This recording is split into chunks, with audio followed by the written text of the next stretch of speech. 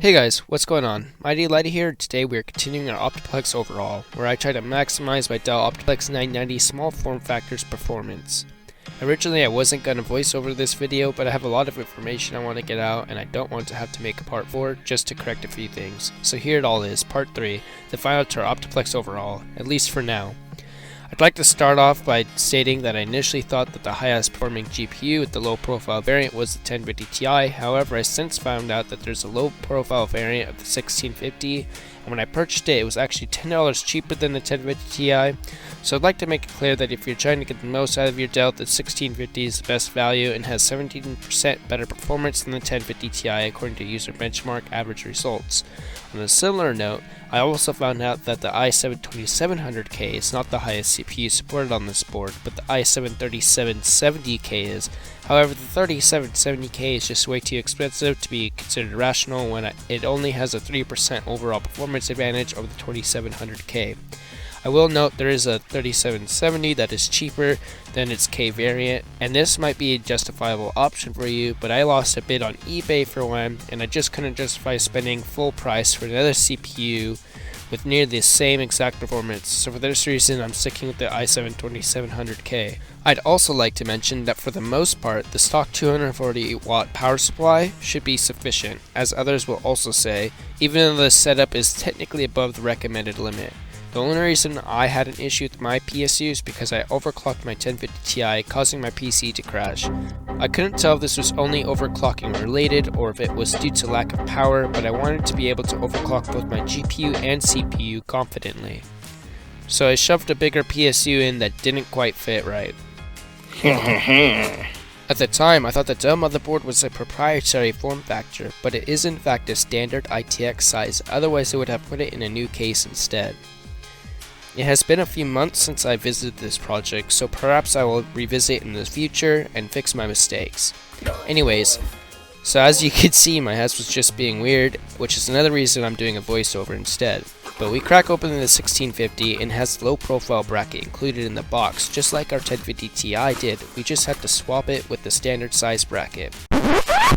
Alright, hold up, excuse the interruption, but I was going to mention that this card only has one DisplayPort, one HDMI, and one DVI, unlike the 1050 Ti low profile that sports these and an additional HDMI. However, although most of the 1650 low profile cards are like the one I have here, there is at least one that I found that has the same outputs as the 1050 Ti LP, and it's Gigabyte 1650 LP, which is almost $200 as of the time I'm recording.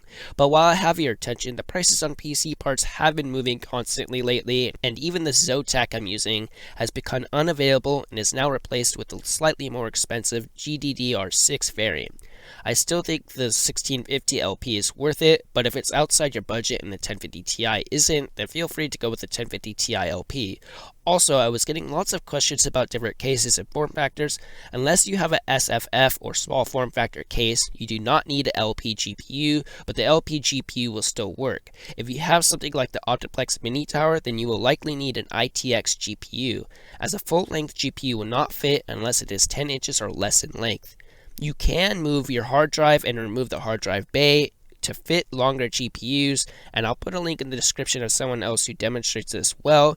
But for those of you who just want to plug something in and not hope that it fits or have to mod your case, if you have an MT or Mini Tower case, go with an ITX form factor GPU. Sorry for the lack of conciseness and organization of information, but I'm still learning more about this Dell stuff as I go. Back to the rest of the video. Swap it with the standard size bracket. So once that is done, just a simple install and we can install drivers and benchmark it, right? Wrong.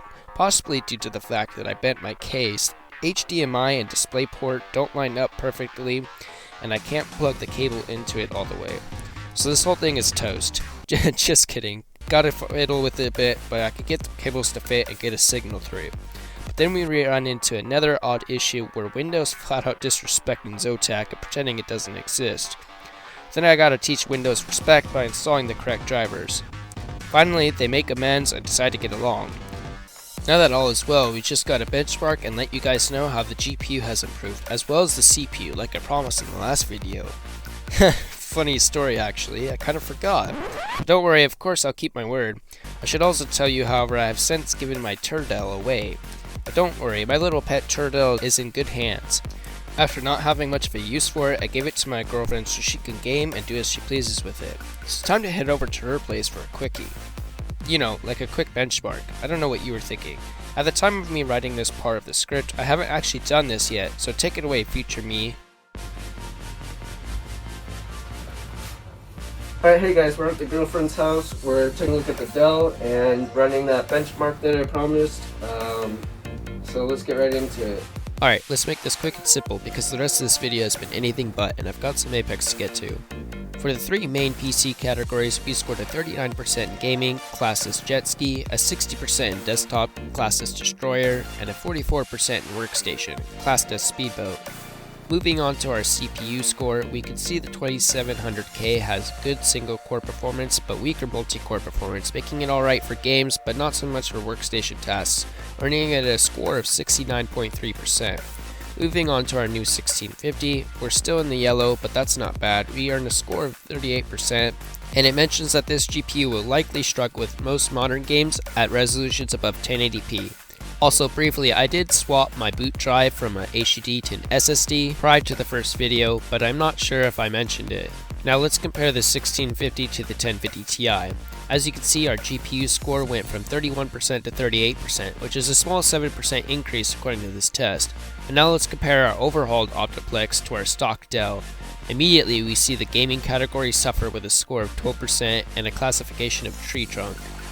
Interestingly, the desktop category is scored at 51%, which is actually 1% better than our benchmark with the 1050 Ti. However, this isn't very relevant.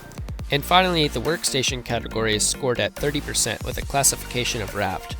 We managed to bring our gaming, desktop, and workstation scores from 12, 51, and 30 to more formidable 39, 60, and 44, respectively. Our i5-2400 received a CPU score of 58.6%, meaning our i7-2700K gave us an increase of 10.7%. Our turd of a GPU received a score of 0.85%, giving our 1650 an increase in performance of 37.15%. And with that, thank you guys for watching, and if you guys have any questions, feel free to comment down below. I'll have links in the description for parts I used and some resources you may be interested in. I'm done working on my Dell for now, so keep an eye out every Wednesday for new PC tinkering, tech, and gaming content if you're interested. Have a good one.